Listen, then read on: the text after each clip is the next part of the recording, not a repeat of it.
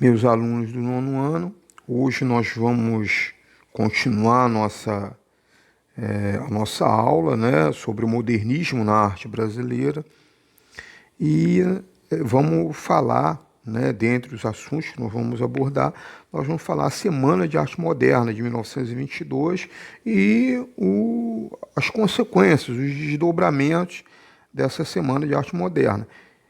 Vamos concluir o nosso capítulo, nossa unidade 1, com as atividades relativas. E nossa aula está baseada nas páginas 123 a 128 do terceiro módulo. Então vamos lá, vamos ver o que foi o modernismo. Bem, dentro do modernismo, a gente vai focalizar, como continuidade da nossa aula, a gente vai focalizar em especial a Semana de Arte Moderna. Bem, a Semana de Arte Moderna, também chamada, né, Semana de 22, tá? É um evento que aconteceu, né, ele foi resultado de movimentações no campo artístico e literário, tá? Existiam propostas literárias do Mário de Andrade, do Oswald de Andrade e do Menotti Del Picchia, né? E de fazer, né, juntamente com as exposições do Lazar Segal e Anita Malfatti. Todo esse conjunto movimentou para quê? Para que fosse realizado um evento de renovação, de estímulo a uma renovação estética, tanto no campo da literatura, da música, das artes visuais e da literatura. Desculpa, da arquitetura. Então, o evento tinha como proposta, né, expor novas possibilidades de concepções estéticas alternativas ao conservadorismo. O que é o conservadorismo? O conservadorismo é toda aquela cultura artística de só se produzir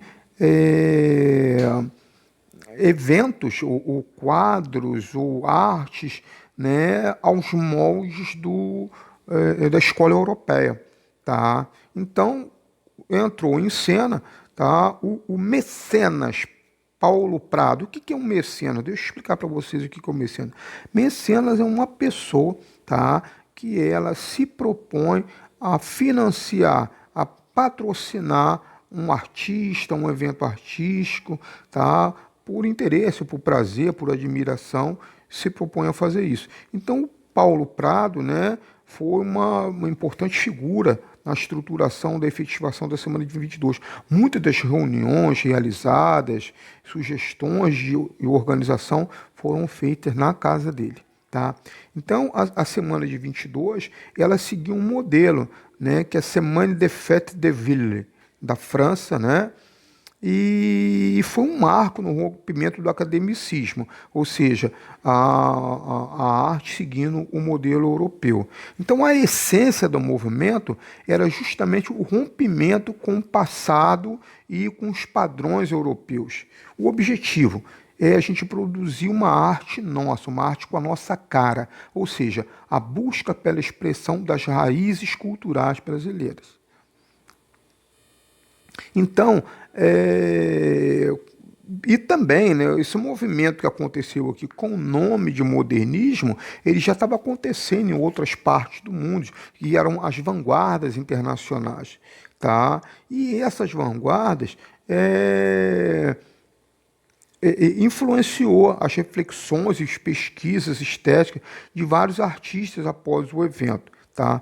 A Semana de Arte Moderna ela aconteceu em fevereiro de 1822 e foi do dia 13 até o dia 18 no Teatro Municipal de São Paulo. E foi uma série, na verdade, foi uma semana com uma série de eventos. Tá? Reuniu cerca de 1.000 obras, sessões de música, literatura e tivemos inúmeros participantes. Tá? De acordo com o nosso módulo, nós tivemos uma série de participantes com um destaque especial, né, para Di Cavalcante, Anita Malfatti, Vitor Brecheret, Heitor Villa-Lobos, Oswald de Andrade. E então, aqui eu coloquei para vocês verem a capa da programação da Semana de Arte Moderna de 1922, tá? Faz parte da coleção do Mário de Andrade, né, do Instituto de Estudos Brasileiros da Universidade de São Paulo. E eu coloquei, né, aqui, né, seguindo a ordem aqui do nosso material didático, há um pouco sobre cada um dos organizadores desse evento. Tá? Nós temos aí a figura do Mário de Andrade, um poeta, romancista, crítico de arte, da literatura, musicólogo e um grande pesquisador do folclore brasileiro. E ele se dedicou a promover, né, a formação da identidade nacional, e ele foi um dos principais teóricos e escritores do modernismo brasileiro.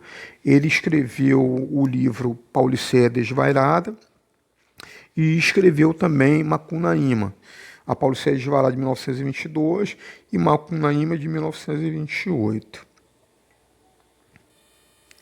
Temos também, né, Di Cavalcanti, pintor, chargista, desenhista, escritor, foi um dos principais idealizadores da Semana de 22 e ele fez essa obra, né, Moças de Guaratinguetá, de 1930, que é um óleo sobre tela, de 90,6 centímetros por 70. E essa obra hoje faz parte do acervo do Museu de Arte de São Paulo. Temos também, né, Anita Malfatti, que é pintora, desenhista, gravadora, professora brasileira, e ela é um referencial do modernismo brasileiro. Ela teve grande influência na ruptura com os padrões estéticos acadêmicos, né? Tem essa obra, né, um óleo sobre tela, farol de Mohegan, né? De 46,50 centímetros, tá? Por 61 centímetros. Faz parte da coleção do Gilberto Chateaubriand. Tá? Temos também, né, a Victor Brecheret, escultor modernista, responsável por 12 obras expostas na Semana de 22, e uma das características dele é a criação de obras de grandes dimensões, como o Monumento dos Bandeirantes, tá aí, que eu coloquei para vocês verem, que é uma obra do Victor Brecheret.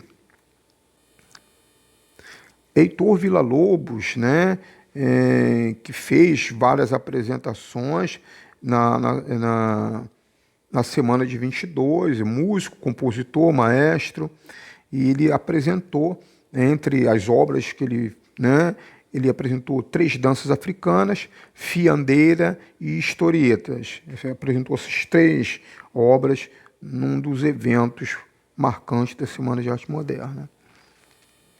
Tivemos também, né, o Oswaldo de Andrade, escritor, um dos principais nomes do modernismo brasileiro. Ele é autor da poesia Pau-Brasil e Manifesto Antropofágico, de 1928.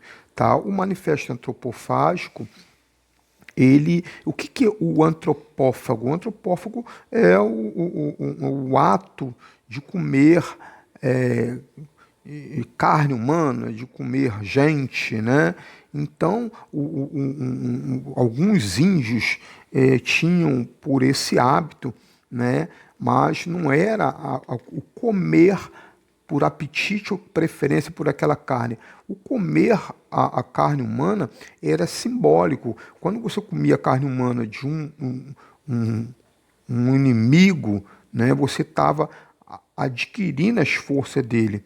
Quando você comia carne humana de um antepassado ilustre, você estava adquirindo todas as suas habilidades, todas as suas capacidades. Então, esse é o fundamento do antropofagismo. E no Manifesto Antropofágico, é isso que eles almejavam. Você pode deglutir toda a cultura, todo o conhecimento vindo de fora, toda a forma de produzir arte. Mas na hora de você pegar e expor isso, você tem que expor com a cara do Brasil. Você tem que refletir a nossa cultura. Era essa a essência do Manifesto Antropofágico, que virou um movimento antropofágico. Tá? Bem, a Tarsila do Amaral, ela não participou diretamente do movimento, mas uma de suas obras, tá, é referência do modernismo nas artes visuais. Tá? Nós temos aí a obra Antropofagia, que é um marco no movimento antropofágico, tá? E é um óleo sobre tela, 126 centímetros, 142, tá? Pertence ao acervo da Fundação José Paulina Nemirovsky, tá? Em São Paulo, aqui no Brasil. Tá? Bem, na aula passada eu deixei uma pergunta para vocês, né? Com base em nossa aula, responda a seguinte questão. Aprecie as obras Rua Dresden, de Kirchner, e Meus Avós, de Lazar Segal. Quais são as semelhanças e diferenças que vocês percebem entre as obras?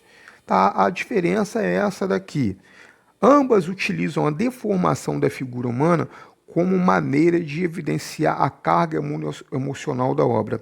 Kirchner opta por cores fortes e contrastantes, enquanto Segal trabalha com tonalidades próximas, que evidenciam a apatia e a prostração da família adoentada. Tá? É essa a resposta da pergunta feita, né? E vocês podem passar essa resposta para o livro de vocês. Tá joia? Bem, agora, para a gente terminar a nossa aula, eu vou tratar, né, com vocês aqui da figura relativa, das atividades relativas a essa unidade. Eu vou pedir para vocês, com base nessas nossas duas aulas, que vocês façam a atividade da página 127 e da página 128, que aí na próxima aula a gente vem corrigindo. Tá? Então, por hoje é só, eu fico por aqui e um abraço para vocês.